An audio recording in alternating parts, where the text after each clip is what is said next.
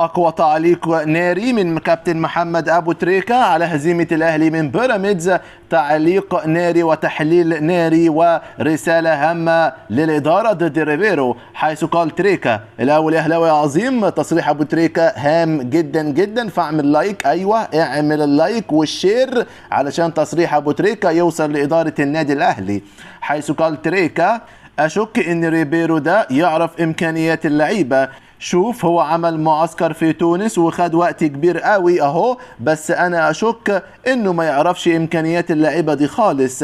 الاهلي النهارده لا في ضغط ولا طريقه لعب، والاهلي مش عارف يضغط اصلا. الاهلي النهارده كان بيحلق ما بيضغطش اصلا. لعيبه الاهلي النهارده كان لازم تضغط برضه عن كده شويه. ما ينفعش النادي الاهلي يتعمل فيه كده، ما ينفعش الاهلي ما بيعرفش يطلع بالكوره. في اوقات الواحد بيكون عاجز عن الكلام لان اللي حصل صعب جدا. واكمل ابو تريكة انا اعتقد ان الثقة بين الجمهور وريبيرو انتهت، ولو المدرب وانا شايف ان استمراره هيحط ضغط عليه، اعتقد ان رحيله هيكون القرار الافضل. واكمل ابو تريكة لعيبة الاهلي طول عمرهم جدعان، انا عايز اللعيبة اللي بتاكل النجيلة في ارضية الملعب. انا مش عايز كل شوية لاعب يطلع يقولك انا عايز امدد ولا اجدد ولا تساوى ومش هتساوى وحقي. لا،